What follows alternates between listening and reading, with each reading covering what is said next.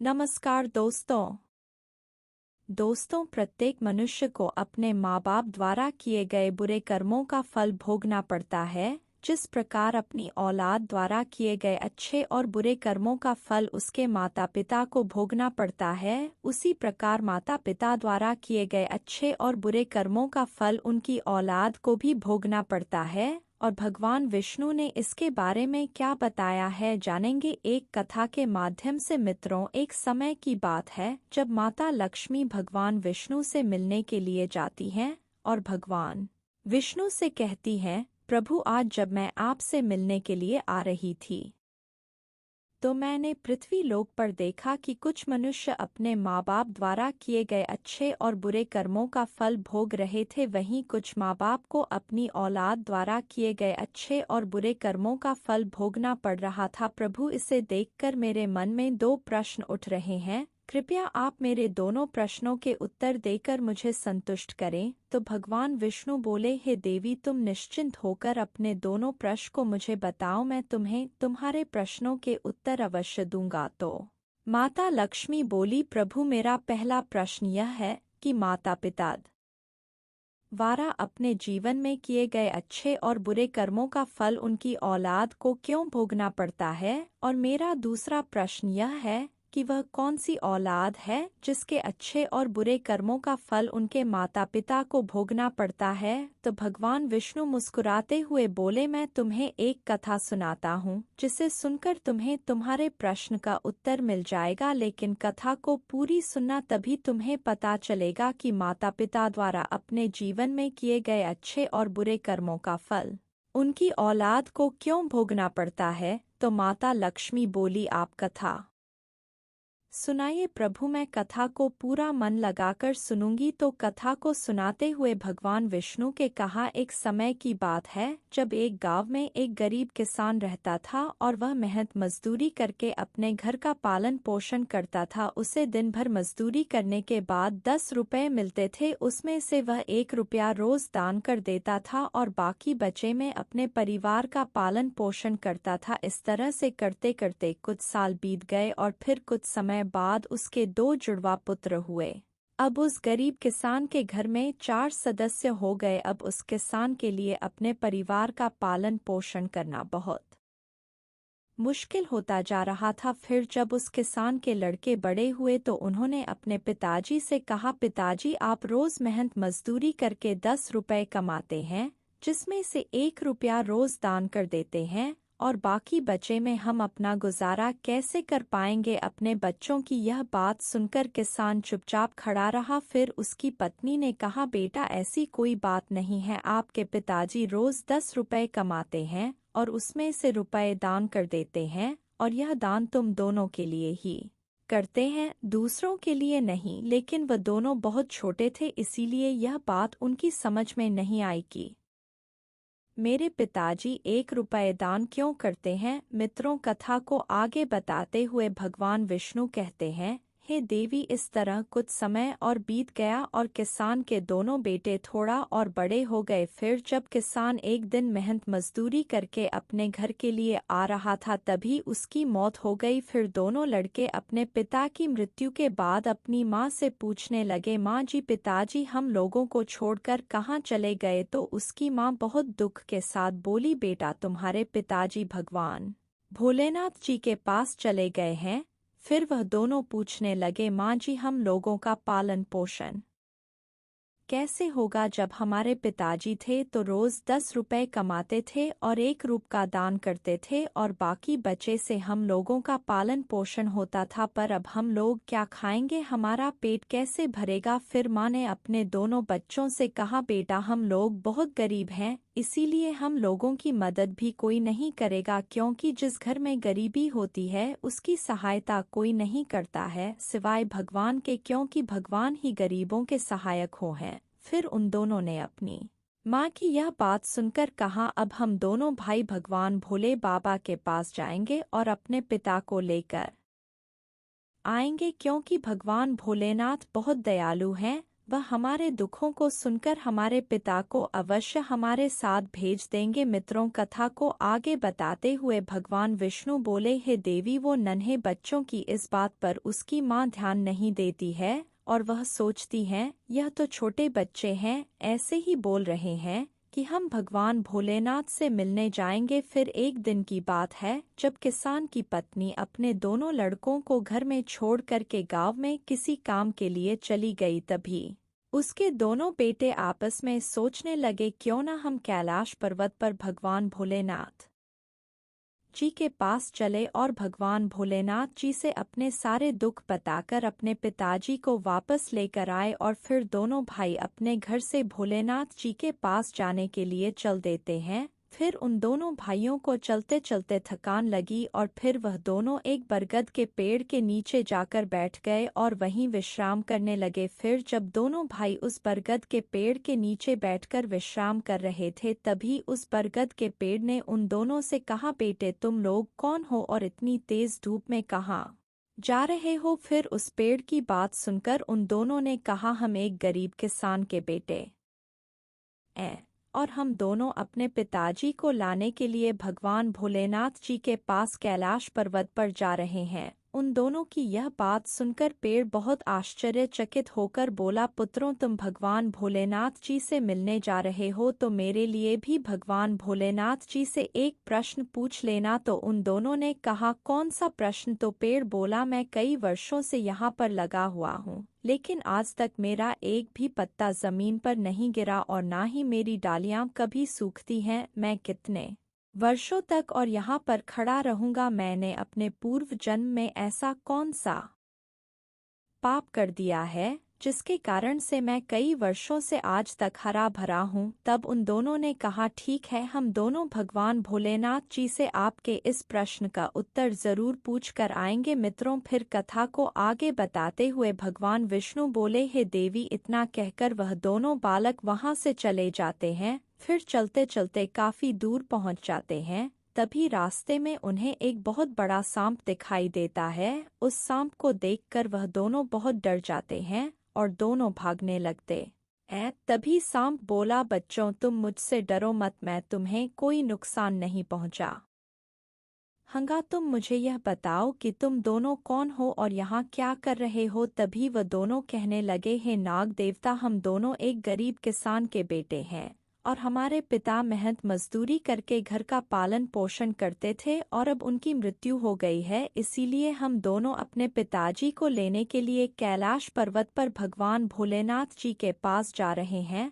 तब उन दोनों की यह बात सुनकर सांप ने कहा, बच्चों, तुम भगवान भोलेनाथ जी के पास जा रहे हो तो भोलेनाथ जी से मेरा एक प्रश्न पूछ लेना। तो उन दोनों ने, हे नागदेव, आपका कौन सा प्रश्न है, हमें बताइए, हम आपके प्रश्न का उत्तर भोलेनाथ जी से अवश्य पूछ लेंगे। तो सांप ने कहा, मैं कई वर्षों से यहाँ पर पड़ा हुआ हूँ, मेरे से अब चला भी नहीं जाता, मेरे शरीर में इतनी जान नहीं है कि मैं थोड़ा सा भी चल सकूं। मैंने अपने पिछले जन्म में ऐसा कौन सा पाप किया है जिसके कारण से मुझे ऐसी सजा भोगनी पड़ रही है? सांप के यह बात सुनकर उन दोनों ने कहा, ठीक है, हम आपका यह प्रश्न भगवान भोलेनाथ जी से अवश्य पूछ कर आएंगे। और इतना कहकर के वह दोनों लड़के आगे बढ़ जाते हैं। फिर चलते चलते रास्ते में उन्हें एक सेठ जी मिले। सेठ जी ने उन दोनों से कहा, है बालक, तुम दोनों इतनी कड़ी धूप में कहाँ जा रहे हो? तो दोनों ने सेठ जी से कहा, हम दोनों एक गरीब किसान के बेटे हैं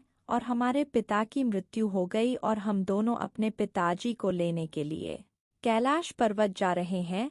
तो उस सेठ ने कहा, तुम दोनों भगवान भोलेनाथ जी के पास जा रहे हो तो भगवान भोलेनाथ जी से मेरा एक प्रश्न भी पूछ लेना। तो उन दोनों ने कहा, आपका कौन सा प्रश्न है, आप हमें बताइए, हम दोनों आपका भी प्रश्न भोलेनाथ जी से पूछ लेंगे। फिर वह सेठ बोला, है बालकों, मैं कई सालों से यहाँ पर एक कुआं खुदवा रहा हूँ और यह कुआं काफी गहरा भी है, लेकिन इसमें से अभी तक पानी नहीं निकला। मैंने अपने पूर्व जन्म में ऐसा कौन सा पाप किया है जिसके कारण मेरे कुएं में से अभी तक पानी नहीं निकला है? मैंने इस कुएं को खुदवाने में बहुत सारे पैसे भी खर्च कर दिए हैं, किंतु इसमें से अभी तक एक बूंद भी पानी नहीं निकला है। सेठ की यह बात सुनकर उन दोनों लड़कों ने कहा, ठीक है सेठ जी, हम भगवान भोलेनाथ जी से तुम्हारा यह प्रश्न भी पूछ लेंगे। इतना कहकर वह दोनों लड़के वहां से आगे बढ़ गए। फिर कुछ दूर आगे चलने के बाद उन्हें एक नदी मिली, तो दोनों भाई पानी पीने के लिए नदी के किनारे गए। तभी नदी में से एक मछली बाहर निकली और उन दोनों के पैरों के पास आकर बोली, हे बालक, तुम दोनों इतनी सुनसान जगह पर अकेले क्या कर रहे हो और तुम दोनों कौन हो? उन दोनों ने मछली को सारी बात बताई और कहा, हम अपने पिताजी को लेने के लिए भोलेनाथ जी के पास जा रहे हैं। फिर उन दोनों की बात सुनकर मछली बहुत आश्चर्यचकित हुई और बोली, बच्चों, तुम भगवान भोलेनाथ जी से मिलने जा रहे हो तो मेरा एक प्रश्न भी पूछ लेना। मैं इस नदी में कई वर्षों से भटक रही हूँ, मेरी 7 पीढ़ियाँ बीत गई हैं, परंतु मैं अभी तक जीवित हूँ, मेरी मृत्यु ही नहीं हो रही है। मैंने अपने पूर्व जन्म में ऐसा कौन सा पाप किया है जिसके कारण मेरी मृत्यु नहीं हो रही है? मछली की यह बात सुनकर उन दोनों ने कहा, आप चिंता ना करो, हम दोनों आपका यह प्रश्न भगवान भोलेनाथ जी से अवश्य पूछ लेंगे। फिर इतना कहकर वह दोनों बालक आगे बढ़ जाते हैं। फिर कुछ दूर और चलने के बाद उन्हें एक जंगल मिला और वहां पर एक मरा हुआ व्यक्ति पड़ा था। फिर वह मरा हुआ व्यक्ति उन दोनों बालकों से बोला, बच्चों, तुम कौन हो और इस घने से जंगल में क्या कर रहे हो? तो उन दोनों ने कहा, हम किसान के पुत्र हैं और मेरे पिताजी की मृत्यु हो गई है, इसीलिए उनको वापस लाने के लिए हम दोनों भगवान भोलेनाथ जी के पास जा रहे हैं। तो वह आदमी बोला, तुम दोनों भोलेनाथ जी के पास जा रहे हो तो मेरा एक प्रश्न भी पूछ लेना। तो दोनों लड़कों ने कहा, कौन सा प्रश्न? तो वह आदमी बोला, मेरी मृत्यु काफी पहले हो चुकी है, किंतु मेरा शरीर अभी तक इसी जंगल में पड़ा है। ना तो मेरा शरीर सड़ता है और ना ही गलता है, इतने सालों से वैसा का वैसा ही है। मैंने अपने पिछले जन्म में ऐसा कौन सा पाप कर दिया है जिसके कारण मेरा शरीर मृत्यु के बाद भी वैसा का वैसा ही है? तो उन दोनों लड़कों ने कहा, ठीक है, हम दोनों आपका यह प्रश्न भगवान भोलेनाथ जी से जरूर पूछ लेंगे। मित्रों, फिर भगवान विष्णु कथा को आगे बताते हुए कहते हैं, हे देवी।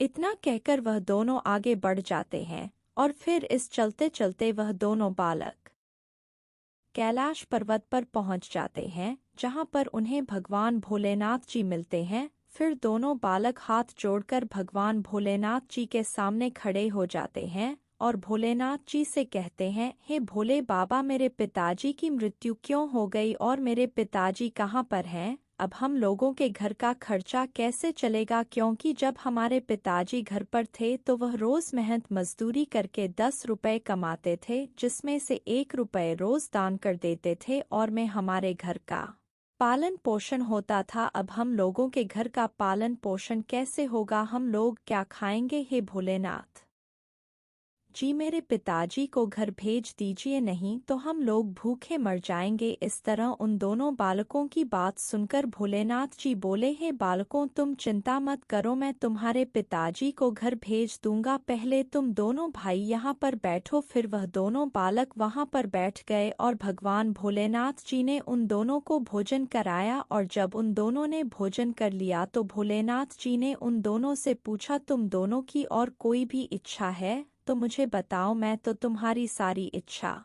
पूरी करूंगा। फिर उन दोनों बालकों ने रास्ते में जो जो मिला था उन सभी के प्रश्नों को भगवान भोले बाबा से पूछा, तो भगवान भोलेनाथ जी ने उन सभी के प्रश्नों के उत्तर दिए और उन दोनों बालकों से कहा, अब तुम दोनों अपने घर जाओ, तुम्हारे पिताजी तुम्हारे घर पर पहुंच जाएंगे और घर जाते समय उन सभी को उनके उत्तर बताते हुए जाना। फिर दोनों बालक वहां से चले आते हैं और वापस आते हुए उसी जंगल में पहुंच गए और उन दोनों लड़कों को फिर से वही मरा हुआ व्यक्ति मिला और दोनों लड़कों को देखकर बोला, तुम दोनों ने भगवान भोलेनाथ जी से मेरा प्रश्न पूछा या नहीं? तो वह दोनों कहने लगे, जी हाँ, हम दोनों ने आपका प्रश्न पूछा था तो भगवान भोलेनाथ जी ने बताया कि तुम बहुत बड़े विद्वान थे, किंतु तुमने किसी को भी अपना ज्ञान नहीं बांटा और अब तुम्हारी मृत्यु हो गई है, इसीलिए तुम्हारा ज्ञान तुम्हारे अंदर ही रह गया जो अब किसी काम का नहीं रहा। और जब तक तुम अपना ज्ञान किसी को नहीं बांटोगे तब तक तुम्हारी आत्मा को शांति नहीं मिलेगी और तुम्हारा शरीर इसी तरह पड़ा रहेगा। मित्रों, कथा को आगे बताते हुए भगवान विष्णु माता लक्ष्मी से कहते हैं,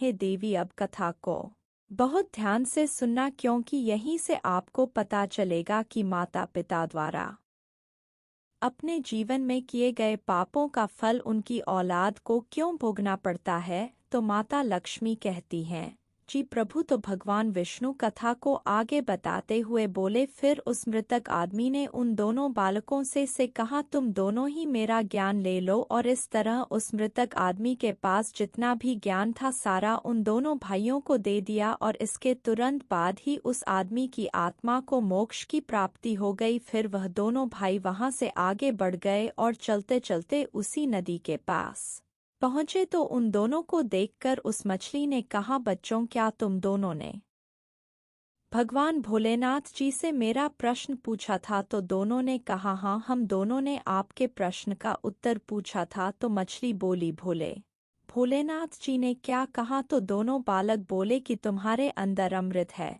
और जब तक तुम इस अमृत को किसी को नहीं दोगी तब तक तुम ऐसे ही जिंदगी जीती रहोगी। फिर मछली ने उन दोनों बालकों से कहा, अब मेरा अमृत कौन लेगा, तुम दोनों ही मेरा अमृत ले लो और मुझे इस जीवन से मुक्त कर दो। तो दोनों ने उस मछली का अमृत ले लिया और उसको इस जीवन से मुक्त कर दिया और फिर दोनों भाई वहां से आगे बढ़ गए। फिर चलते चलते रास्ते में उन्हें वही सेठ मिले जो कई वर्षों से कुआं खुदवा रहे थे, किंतु अभी तक कुएं में से पानी नहीं निकला था। तो उस सेठ ने उन दोनों लड़कों से कहा, तुमने भगवान भोलेनाथ जी से मेरा प्रश्न पूछा था। तो दोनों बोले, जी सेठ जी, हम दोनों ने आपका प्रश्न पूछा था। तो सेठ ने कहा, भोलेनाथ जी ने क्या बताया। तो बालक बोले, भोलेनाथ जी ने कहा कि आपके घर में 2 जवान कन्याएं कुंवारी बैठी हुई हैं, जब तक आप उन दोनों कन्याओं का विवाह नहीं करेंगे तब तक इस कुआं में से एक बूंद भी पानी नहीं निकलेगा। इसीलिए आप पहले उन दोनों कन्याओं का विवाह कराइए और अपने हाथों से कन्यादान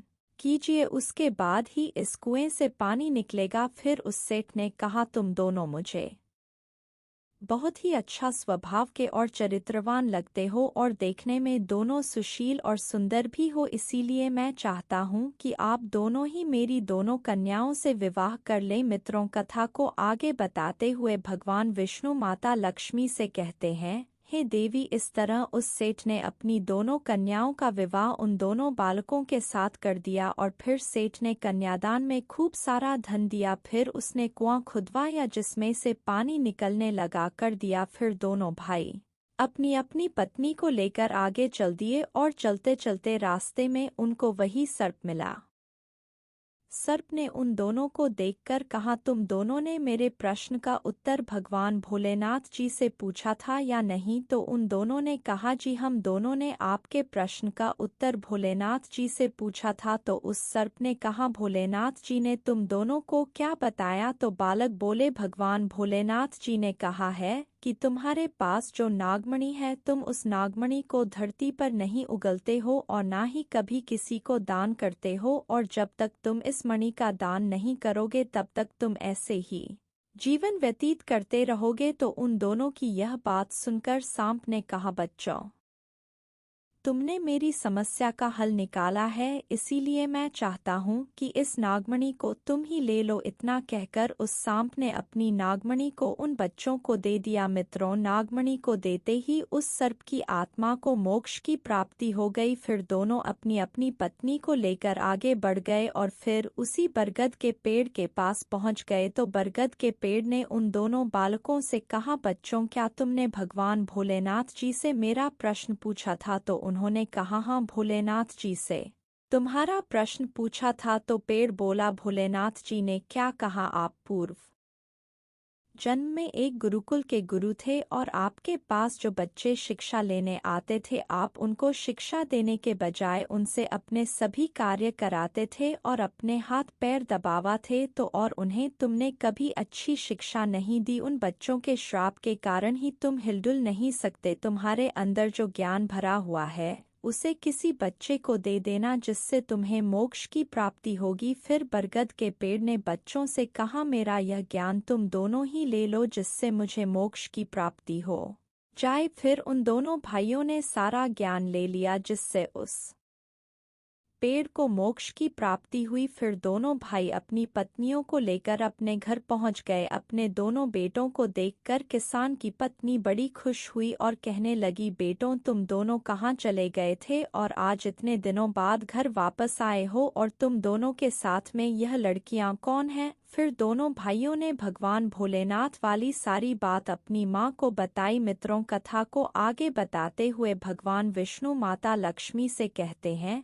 हे देवी अब वह बच्चे काफी बड़े हो चुके थे और उन्हें समझ आ गया था कि उनके पिताजी अब कभी वापस नहीं आएंगे और उनके पिताजी ने जो दान धर्म किया था उसका फल उन दोनों भाइयों को भगवान भोलेनाथ जी ने दे दिया। इसीलिए कहा जाता है कि माता पिता के अच्छे और बुरे कर्मों का फल उनकी औलाद को अवश्य मिलता है। इसीलिए प्रत्येक मनुष्य को अपने जीवन में अच्छे कार्य करते रहने चाहिए और फल की चिंता नहीं करनी चाहिए। उसे उसके कर्मों का फल अवश्य मिलता है। यदि अच्छे कर्म करोगे तो अच्छा फल मिलेगा और बुरे कर्म करोगे तो बुरा फल मिलेगा। इसी प्रकार बच्चों धारा अपने जीवन में किए गए अच्छे और बुरे कर्मों का फल उनके माँ बाप को भी भोगना पड़ता है। इसीलिए बच्चों को भी अपने जीवन में अच्छे कर्म करते रहने चाहिए और किसी का बुरा नहीं करना चाहिए, नहीं तो उसे अपने कर्मों का फल भोगना पड़ता है और साथ में माँ बाप को भी भोगना पड़ता है। मित्रों, आपको यह कथा कैसी लगी हमें कमेंट्स करके ज़रूर बताएं। तो बोलो जय श्री कृष्णा, राधे राधे।